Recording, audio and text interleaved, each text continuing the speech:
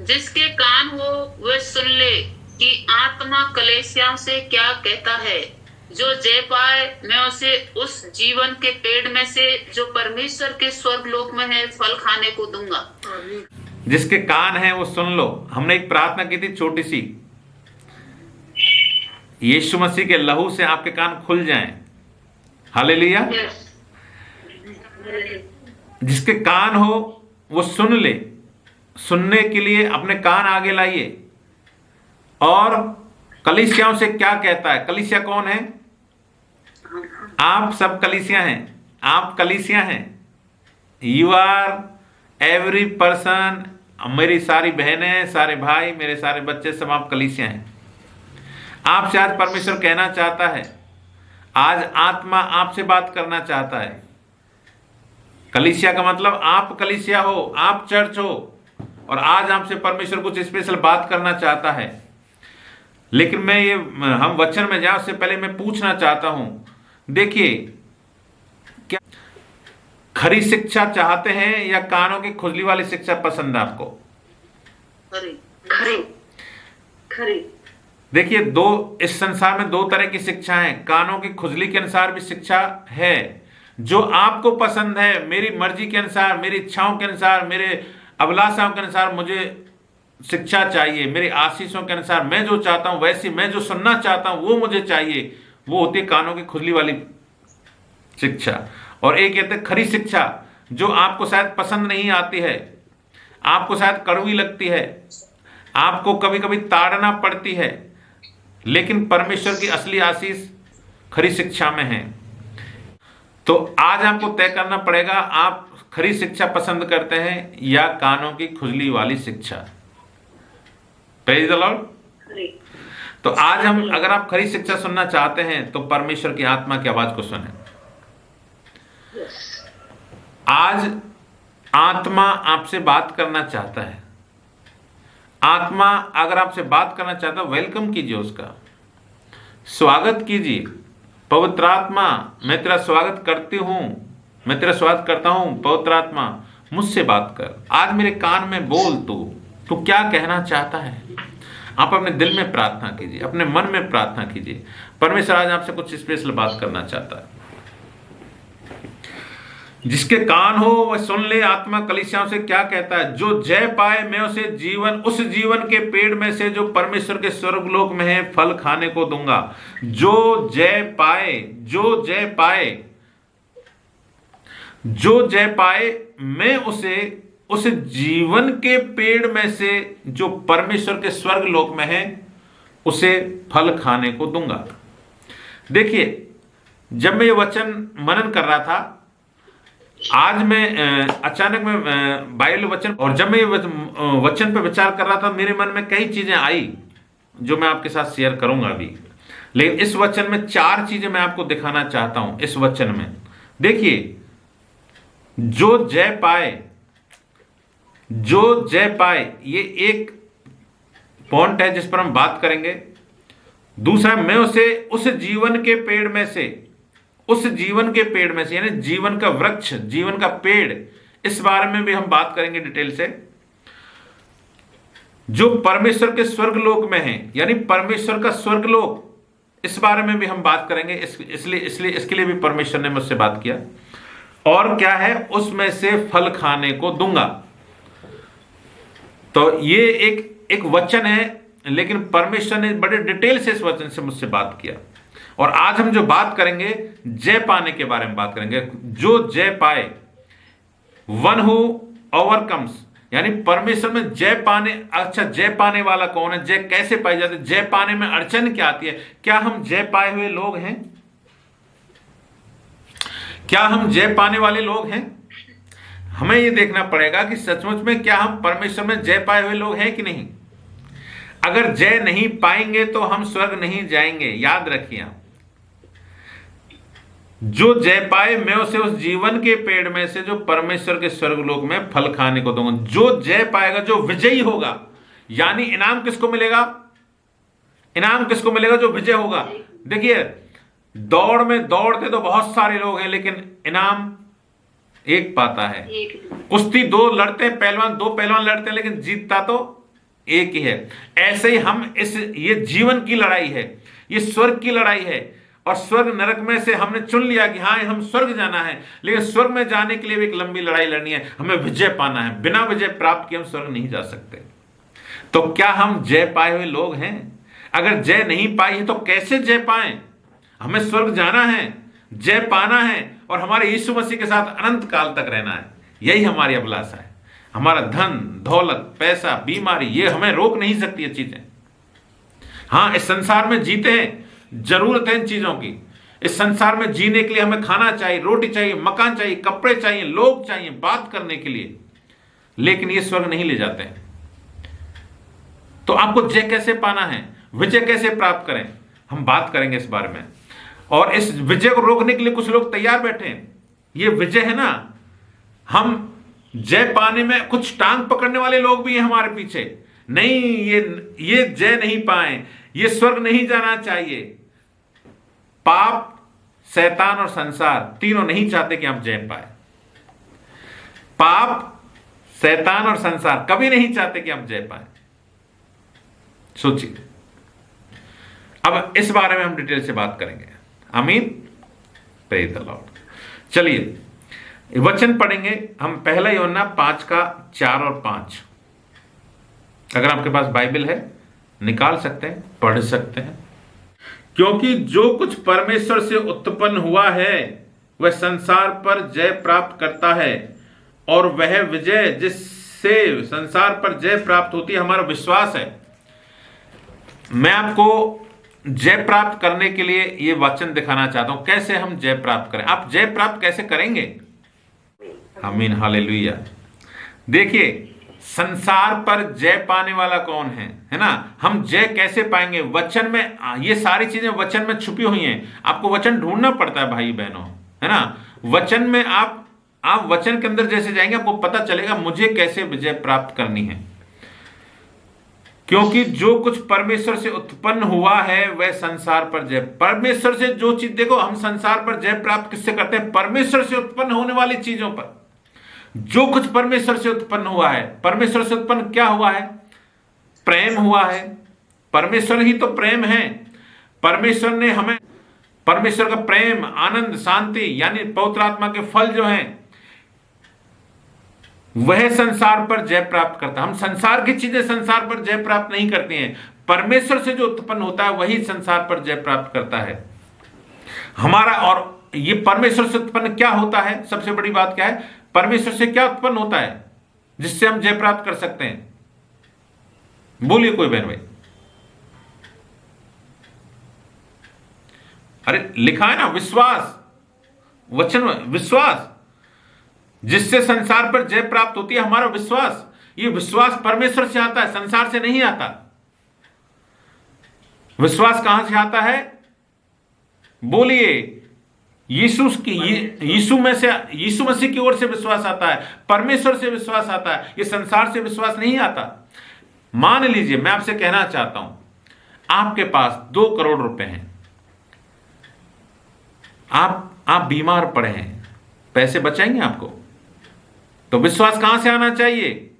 लोग पैसों से नहीं बचाए जा सकते, जान पैसे से नहीं बचाई जा सकती, हमारी सांसें पैसे से नहीं खरीदी जा सकती। आपके सगे संबंधी रिश्तेदार डॉक्टर हो सकते हैं, आप किसी प्रधानमंत्री राष्ट्रपति के बेटा बेटी हो सकते हैं, लेकिन क्या वो आपकी जान को बचा सकते हैं? क्या वो आपको जीवन दे सकते? नहीं दे सकते। इसलिए संसार की चीजें कभी भी आपको विजय प्राप्त नहीं करने देती। परमेश्वर की जो चीजें हैं वही विजय प्राप्त करती हैं। परमेश्वर की ओर से क्या? हमारा विश्वास हमारे अंदर है, हम मुर्दों में से जिंदा हो जाते हैं। आपके सामने भी गवाही है बहनों भाइयों। अभी हमने गवाही सुनी, एक छोटे बेटे ने भी देखी, आपके सामने था, वो क्या पी लिया उसने? कोई जहरीली चीज पी ली, अभी आपके सामने जीवित है। बेटी मर गई थी, जिंदा हो गई। ये विश्वास के द्वारा जयवंत होते हम। और लिखा है, संसार पर जय पाने वाला कौन है? जिसका ये लेकिन विश्वास किस पर? क्या हम कुत्ते पर विश्वास करें? क्या हम पशुओं पर विश्वास करें? क्या पत्थरों पर विश्वास करें? हम बहुत सारे लोग आपसे कहेंगे अरे भाई विश्वास करो, विश्वास ही सबसे बड़ी, हाँ विश्वास सबसे बड़ी चीज है, लेकिन किस पर करना चाहिए विश्वास? किस पर विश्वास करेंगे? पत्थरों पर, मूर्तियों पर, लोगों पर, धन पर नहीं। विश्वास सिर्फ यीशु मसीह पर कीजिए। प्रॉब्लम यही है हमारे और आपके, हमारे और जो अविश्वासी लोग, इनमें समस्या यही है। दुनिया के लोग विश्वास तो करते हैं लेकिन मूर्तों पर करते हैं, हम लोग विश्वास करते हैं लेकिन हमारे प्रभु यीशु मसीह पर हम विश्वास करते हैं। Hallelujah, praise the lord. हे बालकों तुम परमेश्वर के हो। किसके हो तुम लोग? परमेश्वर। अभी आपका पैसा अटका हुआ है, चिंता मत करो, अरे तुम परमेश्वर के हो, विश्वास करो। संसार पर जय पाने वाले प्रभु यीशु मसीह के द्वारा आप संसार पर जय पा सकते हो। विश्वास, हमारे पास एक विश्वास होना चाहिए। हमारे जीवन में कोई समस्या क्यों ना हो, हमारे पास एक विश्वास है संसार पर जय पाने के लिए। हे बालकों तुम परमेश्वर के हो और तुमने उन पर जय पाई है, क्योंकि जो तुम में है वह उससे जो संसार में बड़ा है। आपके अंदर कौन है? जो संसार में है वो उससे बड़ा है। इस संसार का भगवान शैतान हो सकता है, लेकिन हमारा परमेश्वर इस संसार के भगवान से भी बड़ा है। इस संसार के भगवान की रचना भी हमारे परमेश्वर ने किया है। इस शैतान को किसने बनाया? जिससे आप डरते हैं, बीमारियों से, जिसने पूरा साम्राज्य खोल रखा, बीमारियों का, गरीबी का, निराशा का, क्रोध का, मौत का, व्यभिचार का, पूरा सारे डिपार्टमेंट है इसके पास में। लेकिन उस सब का रचने वाला भी हमारा परमेश्वर, यानी उसके पैरों तले है वो शैतान भी। इसलिए हमारा परमेश्वर जो संसार में उससे भी बड़ा है वो हमारा परमेश्वर। इसलिए आपको डरने की जरूरत नहीं है। आप आज किन परिस्थितियों में हैं? आपके सामने कुछ समस्याएं हो सकती हैं, बहुत सारी व्यक्तिगत परेशानी हो सकती है जो शायद आप हमारे साथ शेयर भी नहीं करते हैं, जो शायद आप एक पत्नी शायद अपने पति के साथ शेयर नहीं कर सकती, एक भाई अपने बहन के साथ शेयर नहीं कर सकता, माँ अपने बेटों के साथ शेयर नहीं कर सकती, कलीसिया के लोग शायद उसके अगुए के साथ शेयर नहीं कर सकते, लेकिन एक है जिसके साथ आप शेयर कर सकते हैं, जिसके साथ आप बांट सकते हैं अपनी समस्या को। प्रभु यीशु मसीह के साथ आप शेयर कीजिए, दिल की बात खोलिए। आप रात के अंधेरे में जाइए, कोई नहीं, आप जब अकेले हैं प्रभु के पास जाइए, प्रभु आपकी सुनता है, यीशु मसीह आपकी सुन रहा है। बस आप उसे बोलिए, आप उसके साथ बात करिए। परमेश्वर बात करता है, लेकिन एक बार सोचिए, कोशिश करिए आप कि प्रभु अब मैं तुझसे बात करना चाहती हूं। जब कोई नहीं, अब सब घर वाले सो गए हैं, पति, बच्चे, काम, भैंस, ढोर सब सो गए, अब कुछ नहीं रहा, अब प्रभु अब मेरे पास समय है। धीरे धीरे बात करना सीखिए आप। परमेश्वर हमसे बात करना, वो इसी वेट में रहता है, कब मेरे लिए कब समय देगा तू, ये बता। खेत का काम कर लिया, मजदूरी का काम कर लिया, स्कूल जाके आ गए, कॉलेज पढ़ के आ गए, नौकरी कर ली, रोटी बना ली, बच्चों को सब कुछ खत्म कर दिया, बिजनेस कर लिया, अभी सोने जा रहे हैं। अरे मेरे से तो बात कर लो, मैं तुम्हारे लिए वेट कर रहा हूं। हमारा परमेश्वर जो सृष्टि करता हमारे साथ रहता है, लेकिन हम उसको समय नहीं देते। हम कहते हैं ना परमेश्वर, अरे हम नहीं देते परमेश्वर को समय। हम तो परमेश्वर से ज्यादा भी बिजी हैं भैया, परमेश्वर से ज्यादा बिजी है। जो सारी सृष्टि का संचालन कर रहा है ना, उससे भी ज्यादा ये मनुष्य बिजी है। ये मनुष्य के पास इतना समय है, समय नहीं है परमेश्वर के लिए। अरे रुक, सेवकों के पास भी समय नहीं है। अरे सेमिनार करने हैं, मीटिंग करनी है, कल संडे की मीटिंग है, उसके लिए तैयारी करनी है, ऑनलाइन मीटिंग लेनी है, वहां जाना, यहां जाना। प्रभु कहता मैं तुझसे कब बात करूं, ये बता दे मुझे। हमारा परमेश्वर सब कुछ कर सकता है, लेकिन उसके नाम से हम जय पा सकते हैं। प्रॉब्लम है तो हम में है, प्रॉब्लम है तो किस में है? हम में है। देखिए, अच्छा एक वचन और पढ़िए, हम रोमियो 8:37 पढ़िए। परंतु इस सब बातों में हम उसके द्वारा जिसने हमसे प्रेम किया है जीवन से भी बढ़कर हैं। हालेलुया। 8 रोमियो 8 अध्याय 37 वचन, अद्भुत वचन है। देखिए, परंतु इन सब बातों में हम उसके द्वारा जिसने हमसे प्रेम किया, जिसने हमसे प्रेम किया। आपसे किसने प्रेम किया? आपने प्रेम नहीं किया भैया, पहले प्रभु यीशु मसीह ने आपसे प्यार किया है। आप तो जानते ही नहीं थे यीशु मसीह को, ये यीशु कौन है आप नहीं जानते थे। आपसे यीशु मसीह ने प्यार किया, आपको खोजा, गली गली खोजा, पीछे पीछे लगा रहा, आपको ढूंढा और आपसे प्यार किया और अपना प्रेम पत्र आपके पास पहुंचाया। किसी भाई के द्वारा पहुंचाया होगा, किसी बहन के द्वारा पहुंचाया होगा, लेकिन अपना लव लेटर आपको दिया प्रभु यीशु मसीह ने। नया नियम को लव लेटर भी बोलते हैं, मालूम है आपको? प्रेम संदेश। ये जो नया नियम है ना, ये लव लेटर है। अब देखिए, आपने जो बुढ़े लोग हैं, जो मेरे जैसे उम्रदार लोग हैं, हर एक का एक अनुभव होता है। अब नए लोग हैं, आपने पता नहीं लव लेटर किसी को दिया या नहीं दिया। लव लेटर जब मिलता है ना, चाहे माँ का हो, चाहे पिता का हो, चाहे भाई का हो, बहन का, प्रेम का हो, उस लव लेटर को एकांत में पढ़ने में जो आनंद आता किसी में नहीं आता। क्या लिखा है, आप इस लव लेटर को कैसे पढ़ते हैं भैया? इस लव लेटर को पढ़ने के लिए आप छुप छुप के पढ़ते हैं क्या? अगर आप इस अगर आप प्रभु से, अपने प्रेमी से प्यार करते हैं, तो लव लेटर के अलावा आपका कोई मन ही नहीं लगता है। लेकिन हमारी दशा क्या है? देखिए, मैं आपको एक गवाही सुनाना चाहता हूं। दौसा में हमारे बीच में एक भाई परिवार था, जो कुछ कारणों से वापस चले गए, अपनी बाइबल भी दे दी, सब कुछ दे दिया और यीशु मसीह से दूरी बना ली, कोई प्रार्थना नहीं। हम जब दोबारा, प्रभु ने मेरे अंदर एक आग लगाई, पर मैं बार बार हम मिलना है, क्योंकि प्रभु का वचन कहता है अपनी 100 भेड़ों में से 99 को छोड़कर एक भेड़ के लिए चरवाहा जाता है।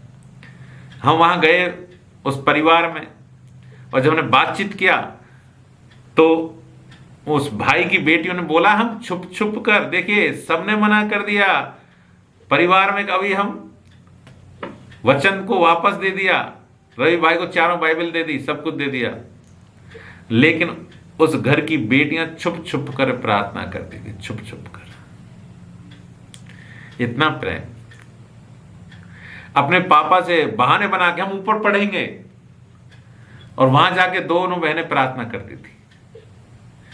उनकी बड़ी बहन फटकारती, लड़ती, छुप छुप के प्रार्थना करती। ये है लव लेटर को पढ़ना। आप पढ़ते हैं? अरे आपको तो कोई कुछ रोक भी नहीं रहा, फिर भी आप, सब कुछ सुविधा है, फिर भी आप लव लेटर को पढ़ते नहीं है। आपका काम जो है, आपका फल दिखाता है कि आप प्रभु से कितना प्रेम करते हैं। क्या आप अपने परमेश्वर से प्रेम करते हैं? करते हैं तो लव लेटर को पढ़िए, वो क्या कह रहा है आपसे। यही वचन कहना चाहता है, परंतु इन सब बातों में हम उसके द्वारा जिसने हमसे प्रेम किया है, जयवंत से भी बढ़कर है। जिसने हमसे प्रेम किया है, सब बातों वो हमको जयवंत से भी बढ़कर बना देता है, जयवंत से भी बढ़कर, विजयी से भी बढ़कर। प्रभु क्या कहता है, वचन क्या कहता है? 2:7 प्रकाशित वाक्य, जो जय पाए उसी को मैं उस पेड़ के, जीवन के वृक्ष में फल खाने को दूंगा। लेकिन ये वचन क्या कहता है? जयवंत से भी बढ़कर हो तुम। आपको तो परमेश्वर ने जयवंत से भी, विजयी होने से भी बढ़कर,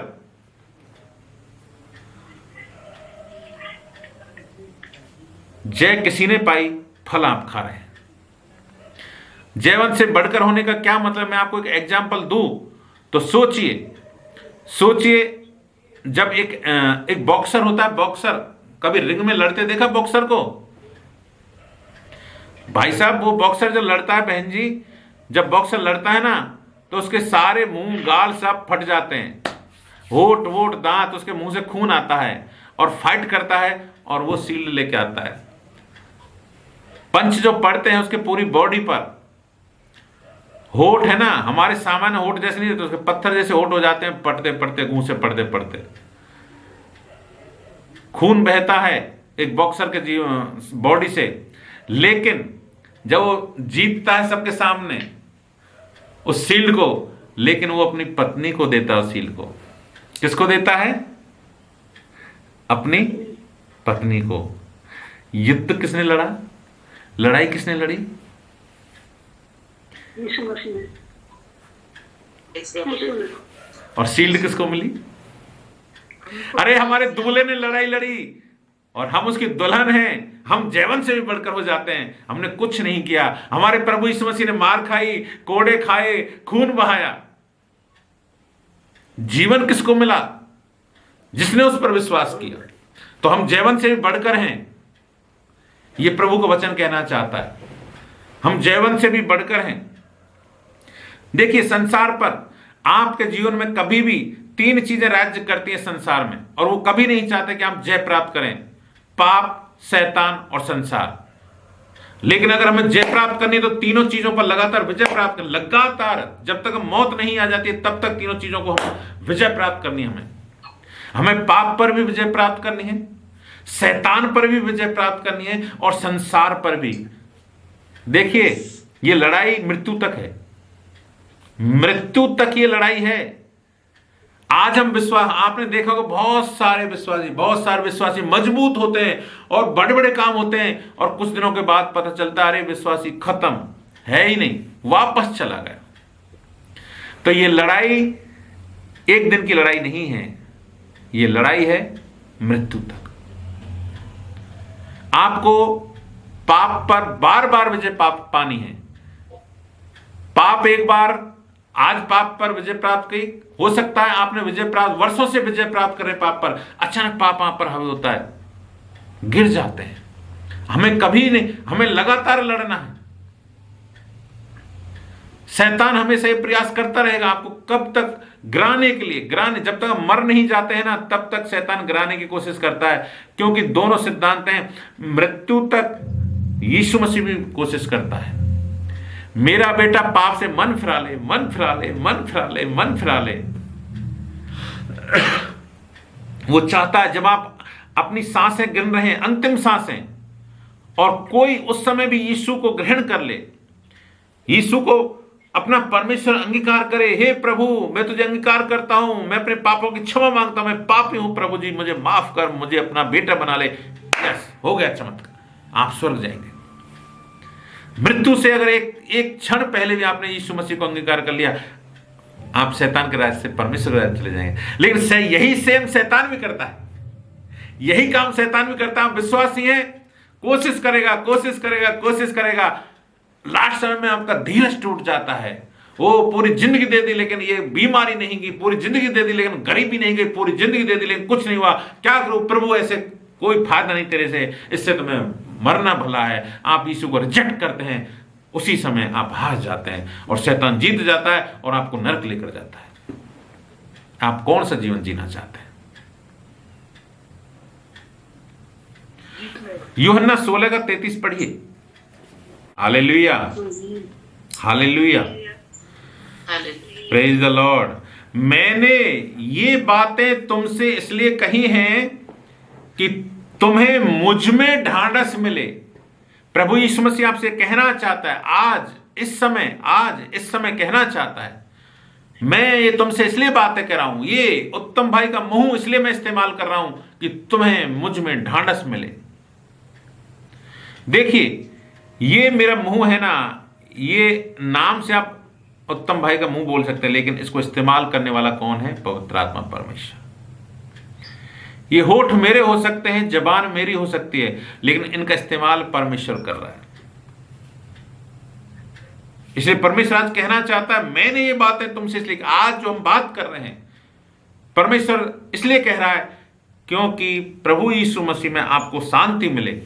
संसार में तुम्हें क्लेश होता है, संसार में, ये संसार तुम्हें क्लेश देता है। देखिए, एक बात हम, आपने शायद एक कोटेशन पढ़ा है, नहीं पढ़ा, लेकिन हम मसीह लोग काफी बार इस बारे में बातचीत करते हैं। एक पक्षी को आप अपने सिर पर उड़ने से रोक नहीं सकते। आकाश में एक पक्षी आपके सिर के ऊपर उड़ रहा है, आप उसे रोक नहीं सकते। लेकिन घोंसला ना बनाने देना हमारी जिम्मेदारी है। देखिए, हम उसको उड़ने से नहीं रोक सकते हमारे सिर के ऊपर, लेकिन वो घोंसला बनाए तब आपको, आपके अधिकार में कि ये घोंसला बनाने देना है या नहीं बनाने देना। मैं जो कहना चाहता हूं समझ रहे हैं? अरे देखिए, हमारे मन में इस दुनिया में सब पापी हैं। मैं आपको बता दूं, कोई भी धर्मी नहीं, सब पापी हैं, सब लोग। और मृत्यु तक पाप जनते हैं। मन में, विचारों में, कल्पना में पाप आता है। हर प्रकार से हम बुरा सोचते हैं। ऐसा इस दुनिया में कोई भी नहीं जो मन में गलत विचार ना आए, सोचे। यानी गुस्सा, क्रोध, ईर्ष्या, द्वेष, वैमनस्य, व्यभिचार, ये सारे विचार हर इंसान में आते हैं। ऐसा कोई दुनिया में नहीं, धर्मी नहीं कोई भी। लेकिन मैं क्या कहना चाहता हूं, विचार तो आएंगे, उड़ने से आप नहीं रोक सकते विचारों को, लेकिन घोंसला नहीं बनने देना आपको। उनको अपने घर में स्थान नहीं देना है, उनको अपने घर में स्थान नहीं देना है। ये आपकी जिम्मेदारी है बहनों भाइयों, ये आपकी जिम्मेदारी है। अपने उन विचारों को महत्व मत दीजिए, सोचिए। मैं आपको एग्जाम्पल देके बताता हूं। अगर आपको मैं ऐसा, अगर देखिए आपके मन में किसी चीज को देखकर अभिलाष आई, आप पढ़ते हैं, आप बच्चे हैं, स्टूडेंट हैं, आप सोचिए आप स्टूडेंट हैं और आपको जॉब लगना है, रोजगार लगना है। तो कोई आपका दोस्त है, कोई भाई है, बोला यार थोड़ा सा एक मेरी सेटिंग है और लाख रुपए देंगे तो हमारे जॉब लग जाएगा, नौकरी लग जाएगी। ये विचार है। अब ये विचार को आप देखिए, लोगों की बातें सुनते हैं, लोग तो करेंगे, अब आप उसको अपने घर में स्थान देते हैं क्या? हमारी बहन बेटियां हैं, हमारे आमने सामने निकलती हैं संसार में, हमारी आंखों को हम आंखों से देखने का काम करते हैं, लेकिन क्या आप उन विचारों को, विचार आने के बाद में क्या हम बार बार वो काम करते हैं क्या? अगर आप उनको घोंसला बनाने देंगे तो शैतान को मौका मिलेगा। शैतान यही चाहता है उन विचारों में आप जीने लगे, उन विचारों को चलने लगे। जैसे वचन कहता है, तुम सुनने वाले नहीं लेकिन चलने वाले बनो। परमेश्वर के वचन पर भी यह नियम लागू होता है, शैतान के विचारों पर भी यह नियम लागू होता है। शैतान भी ये चाहता है मेरी बात सुनो और उन पर चलो, और परमेश्वर भी ये चाहता है मेरी बात सुनो और तुम चलो। अब किस पर चलना चाहते हैं आप? हालेलुया। चलना किस पर चाहते हैं? यीशु मसीह के वचन पर चलना चाहते हैं या शैतान के विचारों पर चलना चाहते हैं? यीशु मसीह। हालेलुया। और ये मृत्यु तक करना पड़ेगा। जब तक हम मर नहीं जाते इस दुनिया से, या यीशु मसीह के नाम में हम रैप्चर नहीं हो जाते, प्रभु यीशु मसीह हमें उठा नहीं लेता, तब तक हमें लगातार इन बातों को लगातार करते रहना है, पाप, शैतान और संसार पर विजय प्राप्त करने के लिए। देखिए, आपने वचन पढ़ा होगा, आंखों की अभिलाषा, शरीर की अभिलाषा और जीवन का घमंड। आंखों की अभिलाषा, ये तीन शब्दों में दुनिया के सारे पाप अभिलाषाएं आ जाती हैं। दुनिया में ऐसी कोई चीज नहीं जो तीन शब्दों में नहीं आती हो। आंखों के द्वारा जो पाप होता है, आंखों के द्वारा जो विचार आते हैं, देखने के बाद में जब हमारे मन में कल्पनाएं आती हैं। दुनिया में आदमी क्या मतलब सोचता ही नहीं कि अपनी चीजों बाहर छोड़ दे। चोरों के मन में क्या आता है? गाड़ी खड़ी है, 2 मिनट बाद तो पता नहीं चला गाड़ी कहां गई। अरे गाड़ी को छोड़ी, चप्पल ही नहीं मिलती। मंदिरों के आगे जूते चप्पल नहीं मिलते। क्या है ये? आंखों से ही आते हैं सारा। ये तो मैं एक छोटी सी चीज बता रहा हूं आपको। काम वासना आंखों के द्वारा आता है। जो चीज भी हम देखते हैं उनके द्वारा जो अभिलाषा आती है, वो सब हमें पाप में गिराने, संसार की, शैतान का हथियार है ये क्या है? शैतान के हथियार है। शरीर की अभिलाषा, हम शरीर को क्या पसंद है? क्या है शरीर की अभिलाषा में? आराम पसंद है भाई साहब, आराम पसंद है। मत पढ़ो, सो जाओ, नौकरी नहीं लगेगी कभी भी। मत पढ़ो, सो जाओ। माँ बाप तो पैसा देते हैं पढ़ने के लिए और जयपुर में जाके रजाई ओढ़ के सो जाते हैं। फिल्म देखते हैं, इंटरनेट चलाते हैं, दोस्तों के साथ गपशप करते हैं, थड़ियों पे बैठते हैं, शरीर की अभिलाषा है। मेरा दोस्त, अरे वो ये करता है, उसके पास तो एप्पल का मोबाइल है, एप्पल का लैपटॉप है। क्या क्या अच्छा लगता है आपको? परमेश्वर चाहता है तुम प्रार्थना करो, बातचीत करी, 2 मिनट करी, नींद आने लग गई। अरे प्रार्थना करने के टाइम पे नींद क्यों आती है? और सब रात भर बात करेंगे, नींद नहीं आई। ये क्या है? परमेश्वर का प्रेम है, परमेश्वर की भूख है। लव लेटर को पढ़ना, लव लेटर का मतलब आप प्रभु को जानने के लिए कोशिश करना। क्या है प्रभु के बारे में? कौन क्या बताएगा? प्रभु का जो अनुभव है, परमेश्वर के बारे में जानना चाहते हैं, चाहे मनुष्य से जानिए, संतों से जानिए, अगुओं से जानिए, नए नियम से जानिए, बाइबल से जानिए, पुस्तकों से जानिए, लेकिन परमेश्वर के बारे में जानना, ये लव लेटर को पढ़ना, ये आपको दिखाता है कि आप परमेश्वर से कितना प्रेम करते हैं। मैं ये कहना चाहता हूं, परमेश्वर क्या चाहता है? शरीर आराम करना या प्रभु में मरना? जब आप नींद नहीं लेते हैं तो ये अपने शरीर को मारते हैं। यानी नींद को मारते हैं आप। इसका मतलब परमेश्वर जो चाहता है, आप शरीर की अभिलाषाओं को त्याग। शरीर की अभिलाषा मतलब आप परमेश्वर में मरिए, नींदों को मार दीजिए, अच्छा खाना मत खाइए, आपको जो अच्छा लगता है ना उसको त्याग दीजिए। अगर प्रभु कहता है ये इन कपड़ों से अगर मेरे शरीर पर पाप आता है, इन कपड़ों को देखकर कोई मेरी अभिलाषा करता है, इन कपड़ों को त्याग दीजिए। वो काम मत करिए जो दूसरों को ठोकर खिलाए। अगर हम मसीह में अगर हम भाई बहन, अगर हमारी कोई चीज, सारी चीजें हमारे किसी को ठोकर खिलाती हैं, छोड़ दीजिए। पतरस को आप पढ़िए, वो पौलुस को पढ़िए आप। पौलुस के बारे में क्या कहता है? अरे मेरे पास ये सारा अधिकार है, मैं शादी भी कर सकता हूं, मैं अगर कलीसिया चलाता हूं तो वो उससे मैं वहीं से तो खाऊंगा, बैल फिरेगा तो खाएगा, लेकिन मैं क्यों नहीं करता? ये सब मूर्तियों पर भी मेरा अधिकार है, लेकिन मैं क्यों नहीं करता? कि मेरे कारण किसी को ठोकर ना लगे, मेरे कारण किसी को ठोकर ना लगे। तो हमारे द्वारा, हम मसीह लोगों के द्वारा किसी को ठोकर नहीं लगनी चाहिए।